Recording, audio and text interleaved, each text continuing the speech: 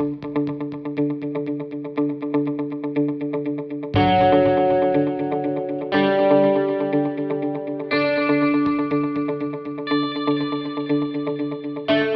watching the Forefront Church video podcast, and wherever you're at viewing online, we just want to say thank you and welcome.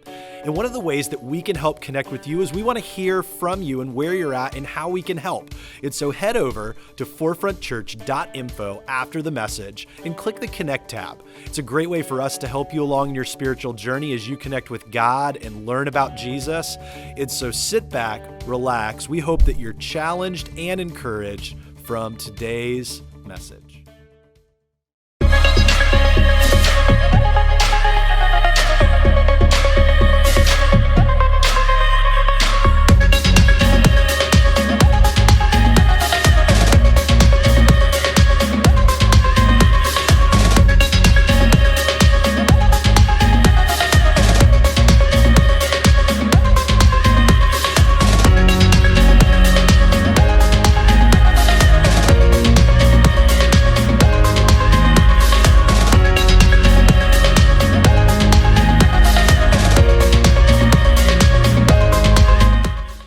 Facebook Live, thank you guys for joining us. 10 a.m., how are we doing today? All right, apparently we can just go home. Everything's fine. You guys are great. Man, I'm excited for today as we continue our series, Intentional Encounters.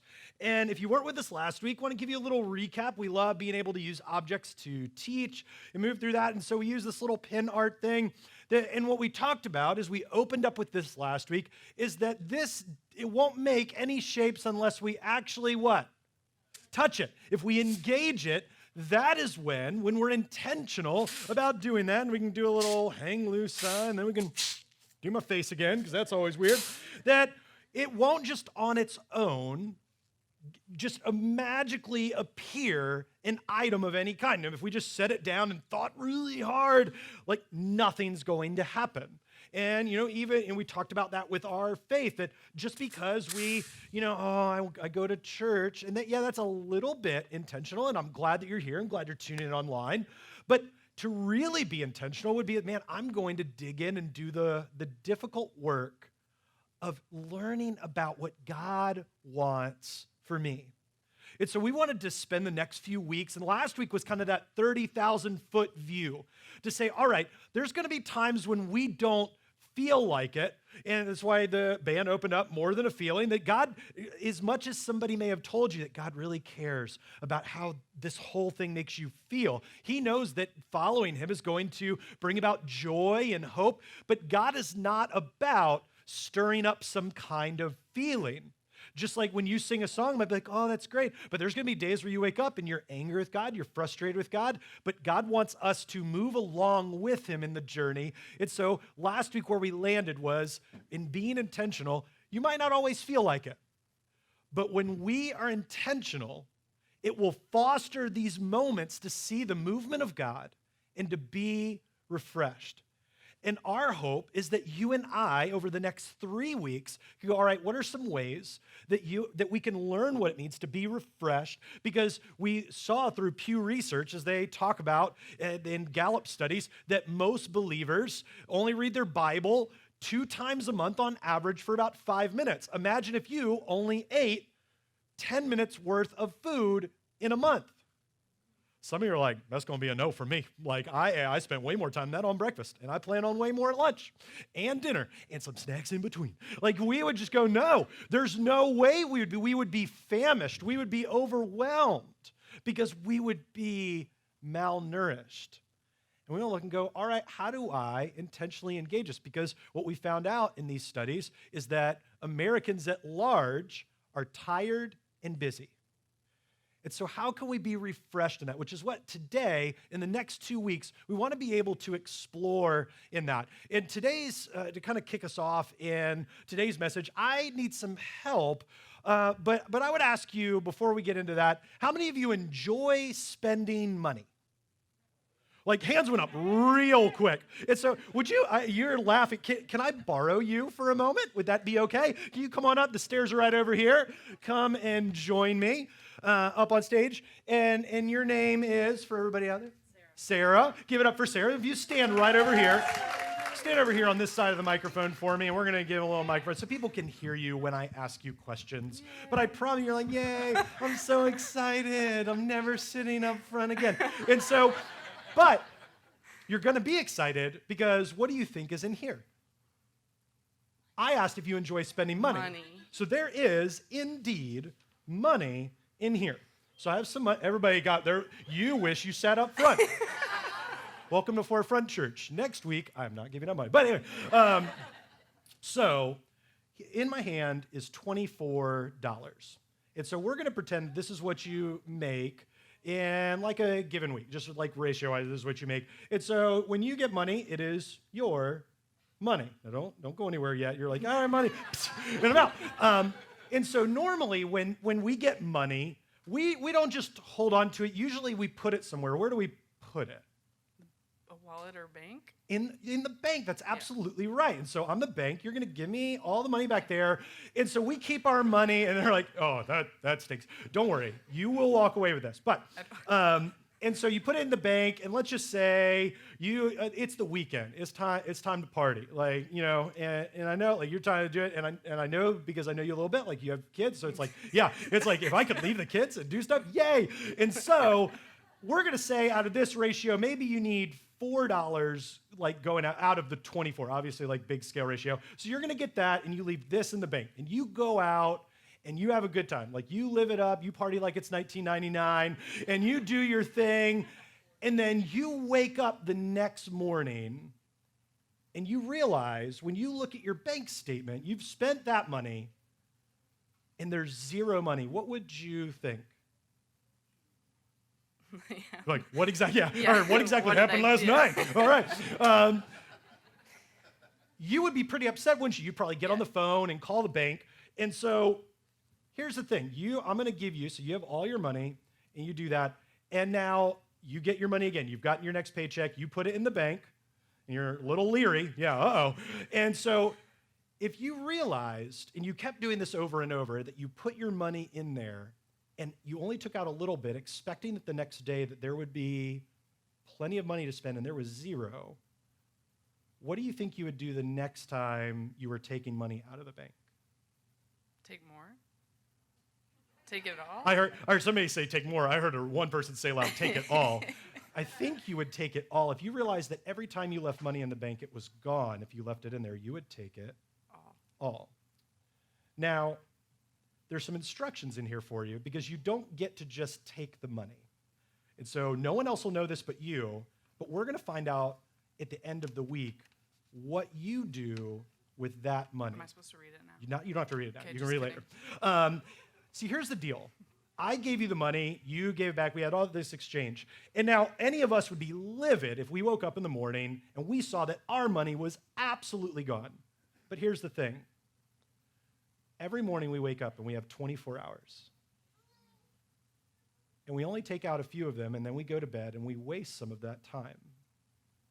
What if we used every bit of time that we had and didn't waste it?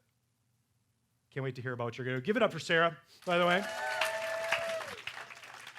You see, when we're talking about intentionality, you have 86,000 seconds, 24 hours in a day, 86,000 seconds daily.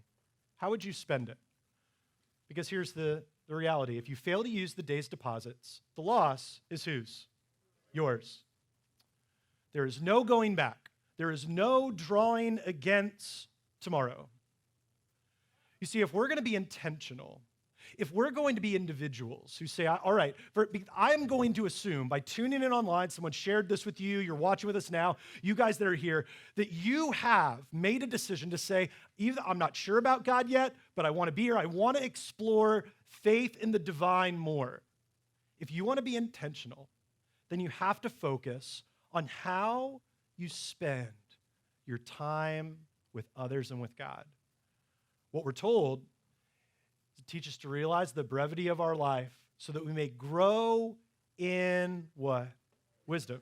You see, for you and I, It's very difficult to go through this. Like, we all think we know it all, right? Because every one of us has Google and Wikipedia in our pocket. Like, at a moment's notice, we could just find out anything. We think we're so brilliant and so smart and so connected. But man, we have wasted so much time. I challenge you sometime today. I don't know about how it works on Android devices, but on your iOS device, if you have the newest update, you should go on and check out how much screen time you had this past week. Mine was up this week, and I felt a little bad about myself. You know, it's interesting that we thought these things would bring us back more time, and yet we're the least focused, least in solitude, most informed, and yet least knowledgeable, quite really, generation. I love the way that Raymond Kethledge puts it, shares with us. Time is an unrenewable resource. You can't get it back. All these things we've done to exchange information, to access information at our fingertips, have actually taken away our time for restoring the soul. You're giving away your soul's ability to be moved. If we'd spend more time in solitude, we'd value ourselves, and I would contend God and others more. You see, if you don't hear anything else, my prayer is that you hear this, that focus comes when we intentionally, remember, it doesn't just happen on its own. We have to engage God. We have to make the effort. We have to say, all right, I'm going to pray. I'm going to read my Bible. I'm going to engage at church. We don't come to church. We are the church. We just happen to gather here or in a house or in a coffee shop or, heaven forbid, in a bar. We had an open service in a bar for years. Because it doesn't matter where you gather as long as the people of God are coming together to learn and grow and move. When we're intentionally release the commotion, all the things, all that. I have a cell phone, and I have over 180 different ways that my phone can alert me from, just like the weather to Chipotle to Target, like you name it, things can alert me to release the commotion of life and withdraw, which is huge, to solitude. Now, we get to this, for many of us, we go, all right, I need to get focused when I intentionally release commotion and draw to solitude, period. And we go, that's when I go to Lake Gaston and we go tubing and we get out on the lake, or this is when we go up to the mountains and we do, or we took a trip down to Mexico, we did, or man, you know what? We just decided we were going to go down to the ocean front, not like the busy tourist part of the ocean front, but just like locals part, and we were just going to relax, and I needed solitude. And that's how I'm going to regain focus. All those things are beautiful, but they are not fully life-giving when it comes to your connection with God until you specifically use that solitude for encountering God. You say, well, I went on a vacation. I'm good. I'm recharged. I feel refreshed. When is the last time that you specifically put on your calendar a time? Now, I know immediately if you're a parent, you're like I can't even go to the bathroom alone, much less like anything else. And I understand it, okay? May the odds be ever in your favor. I get it. But when's the last time, if ever, that you scheduled time away from devices and people and took a moment, in moments, to be in solitude with the Almighty Creator of the universe? You see, that's what we want to talk about today, this focus and solitude, which is something that's very difficult for us to comprehend because we're always on the go. We have everything moving so rapidly and so quickly that we just want to go, and get, and move. And why is my phone took 2 seconds to open up my email. Oh, I got to trade it in for a new one. Really? It had to go to space and back. Breathe. We become so impatient that the idea of even sitting and reading a Bible, which is why I believe that most average believers only read their Bible for 5 minutes because they go down and they go, oh, I haven't read my Bible and I'll read it. And they're like, oh, man. And then they look back and they're like, it's only been 5 minutes. I'll try that again sometime. And just put it away. And so how can we cultivate that focus and solitude? If you have a Bible, I'd love for you to turn over to Ephesians chapter 5. It's in the New Testament of the Bible is where we'll be. You guys who are online, you can make sure to stop by forefrontchurch.info, and you guys even here as well can do that, and there's a notes section to follow along. You guys here, if you don't have a Bible, stop by in the lobby today. We give away Bibles for free. There is absolutely no catch. We believe every person needs to have an easy-to-read translation of the Bible. And so pick that up today, because we want you to learn what it means to focus and have solitude. And this isn't something that is just like within our culture. It didn't happen during the time of Jesus, because it did. The people who followed him had difficulty getting solitude and having focus. Over in the book of Mark, chapter 6, it says, then Jesus said, let's go off by ourselves to a quiet place and rest a while. He said this because there were so many people coming and going as they were teaching and helping people, that Jesus and his apostles didn't even have time to what? Eat. You ever been there at work? You're just going, and all of a sudden, the last thing you know, for some of you, you try to get where you just don't even have a time. I know my wife, like, she would go with our kids, and they would do stuff, and they'd go to the beach and whatever, and there were a couple of times where I'd come home like, hey, how was your day? Oh, we did this, and we did that, and whatever. So, and my question as soon as I get home is like, what are we doing for dinner? And she'd be like, man, I don't even know, but I'm starving.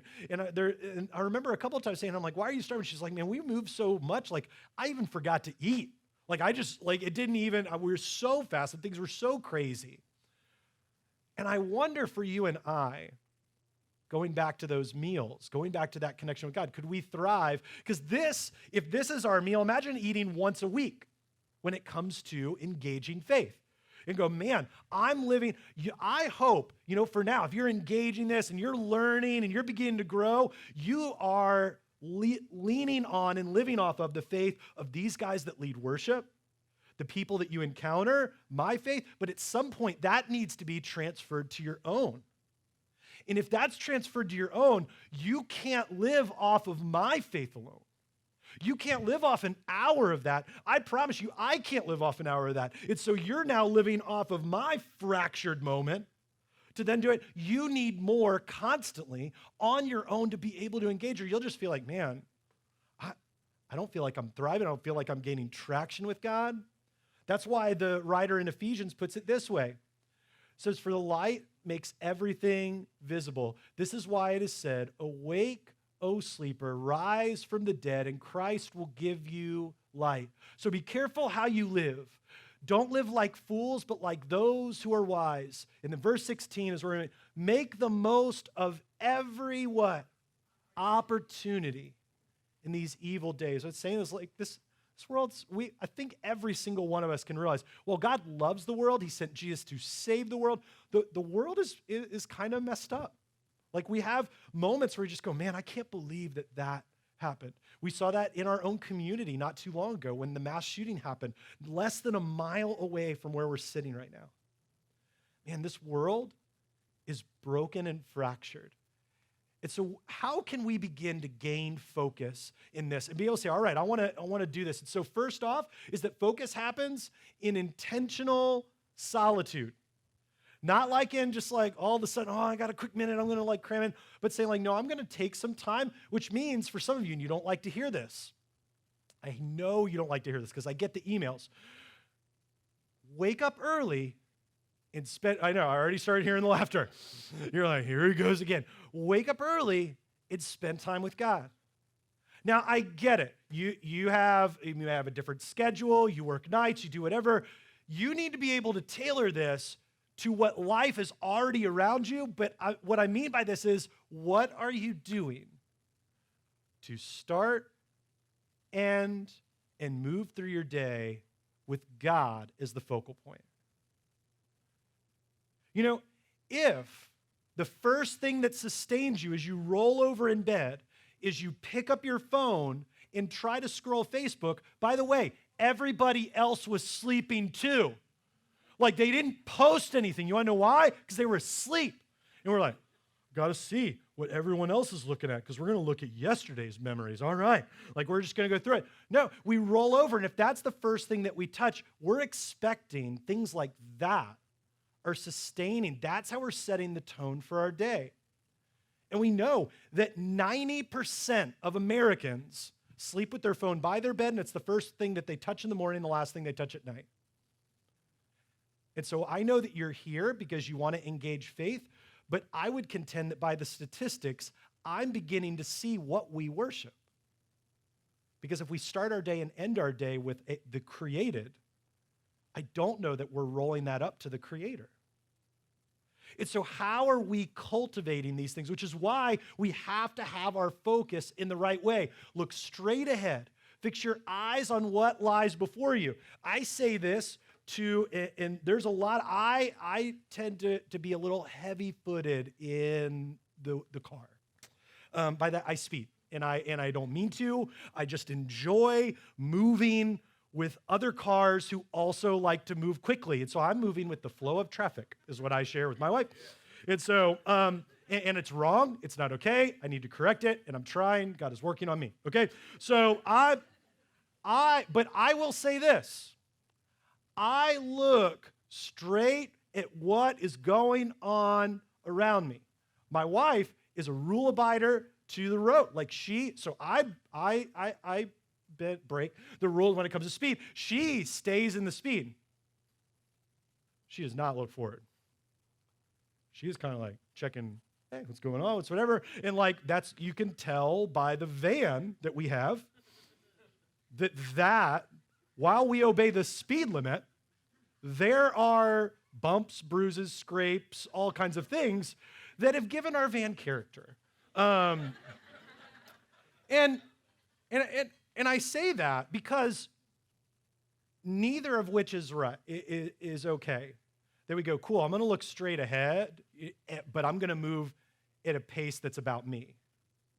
Or I'm gonna look all over the place, but I'm gonna obey, but I'm not gonna be focused. Neither of which are okay. And we try to justify them. Well, I'm really obeying the law. Are we though? Because are we staying focused? And go, well, I'm staying focused on what's happening. You go, yeah, but are you moving at the pace that God commanded you to? Looking straight ahead and fixing our eyes on what He intended. And so I'd ask you this. When you get distracted, what are you doing to intentionally regain focus in faith? What are you choosing to do when you just go, ugh, and the bottom is dropped out, everything has hit the fan, it is all the things, you didn't say it out loud, but you thought it in there, and it was beep, beep, beep, beep. You are flipping out. And you go, all right, I'm distracted. I know I'm not healthy. Things aren't okay. What are you doing to intentionally course correct and regain focus? And as I asked last service, some people said, video games. Another person said Facebook, and they were moved through, and they did all these different things to regain focus. And I go, yeah, most of them were good wind down activities, but they weren't refocusing activities.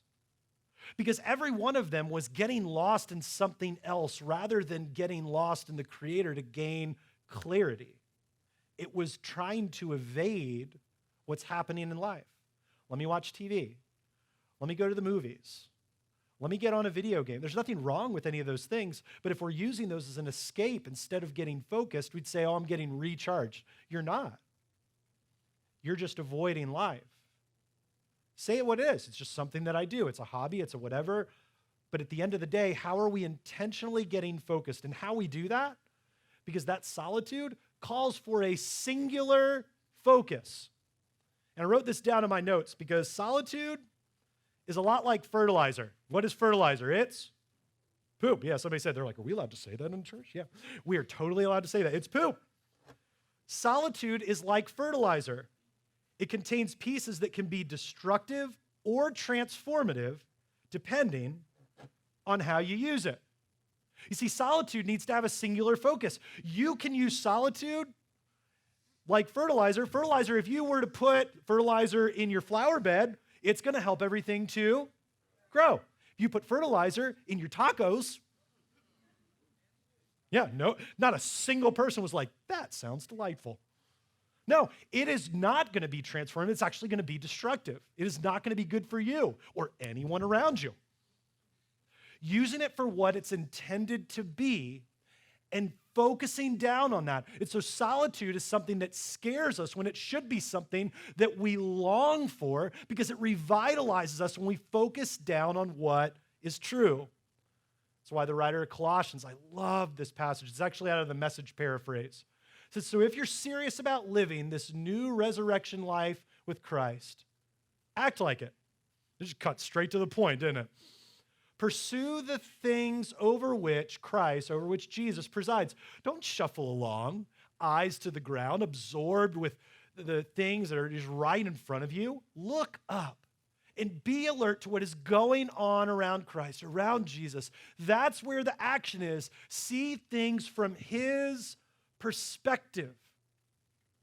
When you fix your eyes on God, because I'm going to make an assumption here, that if you're looking at God, that you believe that he loves you, that you believe that he wants what's best for you, that you are saying, at the very least, God, I don't know a lot about you, but I believe that you are an answer above all else. And so while I'm making that assumption, I want to talk about you for a second and how God views you. How, when you fix your eyes on him, what do you believe about yourself? Because this is the question that I ask people when we sit down and we meet. And the answers that I get, they weigh heavy on me. I don't feel like I'm good enough. Man, when I look at God and then I think about me, I feel like I'm never going to measure up. You know, when I focus in and I fix my eyes on God, all I think about is my divorce. Think about my kids that I've tried to get them under control, but I just can't. I remember that time that I hurt a friend, and they don't talk to me anymore. They go on and on and on. I want you to listen to what Mike Foster says about what it means for your identity and how God views you. This is my simplistic answer to the question, who am I? Is this. My truest, purest, non-negotiable identity is the beloved. That God loves you, that God made you, that there is nothing that you can do that could separate you from his love, that you were created unique, that you were designed for a purpose, and that he loves you with reckless abandon. You're his beloved. And in spite of my checkered past, my fabulous flops, my painful history, my deepest flaws, my bonehead screw-ups, and yes, even beyond my own beliefs about myself, maybe you've heard that command, love God with all your heart, mind, soul, and strength. And the second command is like it, love your neighbor as what? Yourself. You know, it's interesting. I think too many people don't value themselves very much in the eyes of God. And so we don't love our neighbors very well because we don't even love ourselves very well. And so we're going, man, I don't know how I can even change the world. I can't do anything with God because I don't even think God loves me. Look at me. You are his beloved. I am God's beloved. This is the foundational identity and the foundational identity of every human being. Every Christian human being, every Muslim human being, every atheist, agnostic, every person from every country, every creed, everything that you didn't vote for, everything you did vote for, is foundationally beloved by God. Don't forget that. As we get into rhetoric about caring for people, it's why we need to get focused back in on what's true. Because when we view ourselves in light of what God believes about us, we begin to look at mankind and say, you are made in the image of God. And even though we are at disparagingly different sides of the table, I love you. Because I've been focused on solitude and caring about God, and he's taught me about what it means to grow in my walk. Because when we don't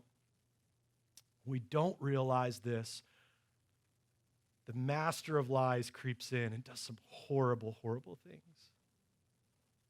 See, this week I was going over my message, and I was in my message at this very point, and just so y'all are like, whatever, like I type out notes and get everything, and it's an outline. So I got right here, and I'm looking at this very thing, and I'm sitting there looking at it, and I get an alert that pops up. And I was like, oh no. See, back in 2008 and 2009, I came on staff here, not in this role, but in the creative arts pastor role. And I was introduced to a group of pastors that were just learning what it meant to be creative, because that type of job was still pretty new in churches. And I was in this group with this guy named Jared. And I got a message that came through. And it had been, that was, again, back in 08, 09. Been a long time since I had connected with him. And I had just kind of followed along in passing. But had gotten word that he had taken his life. And you may have seen in the news and through your Facebook streams, his name was Jared Wilson. He was a pastor in Southern California, advocate for mental health, suicide, and anxiety and depression, and started an organization 18 months ago to help people get out of and find healing from all of those battles. And it just weighed heavy. It's been a heavy week.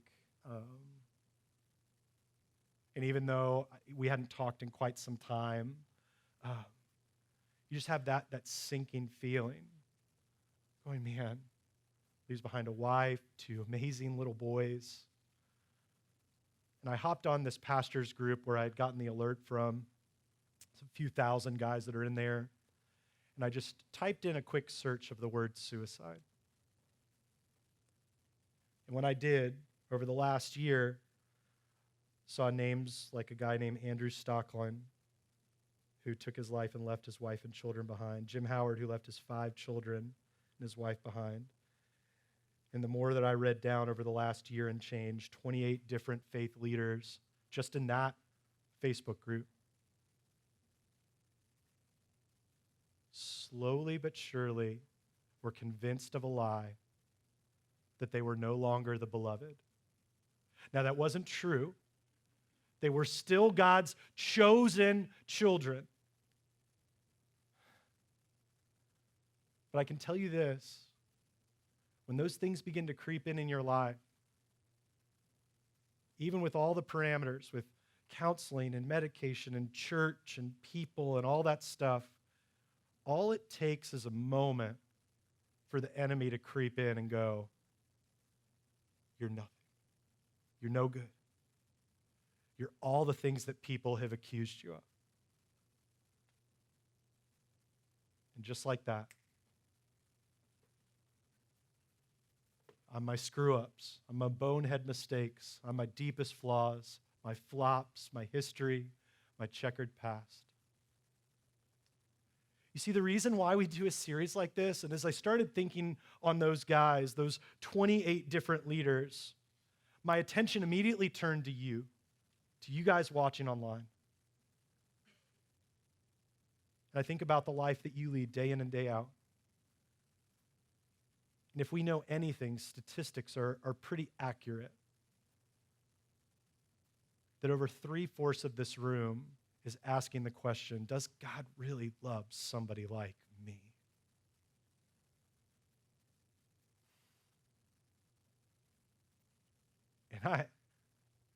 And I lost it thinking about you guys. Knowing that you have questions and you have a beef with God, and maybe for some of you, you come because somebody drags you here, and I get it. I get it. I used to be that guy who's like just got drugged to church by my parents. I didn't believe in God in any of those things. You've had a horrible experience happen. You've had loss. Someone has wounded you. You have all the stuff in the world that you've mounted up against God. I want you to know that you are beloved, and those things and those experiences, while hurtful, do not define you.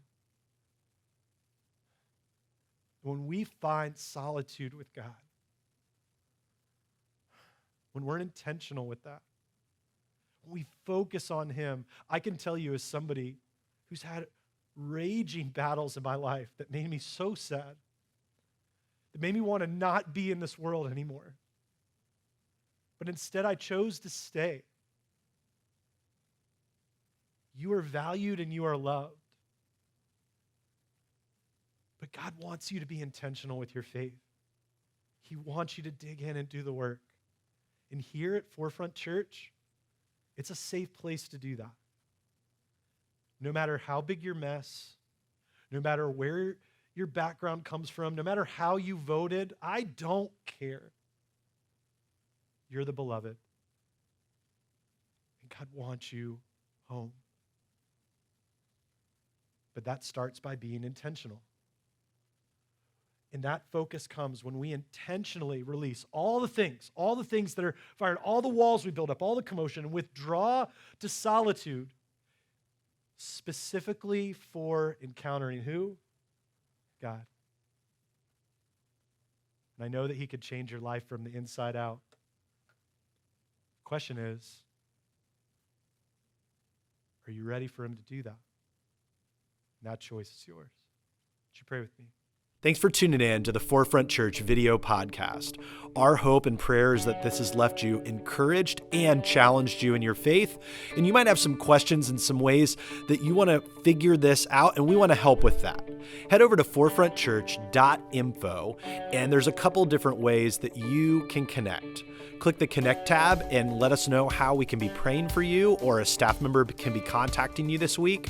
Maybe you have just been encouraged by this and want to support the ministry here at Forefront Church. You can click the Giving tab, as well as other tabs that are in there to help you along in your journey with God. And so we're thankful for you. Thanks for tuning in. And we cannot wait to see you again here online on the video podcast. We love you, and we'll see you then.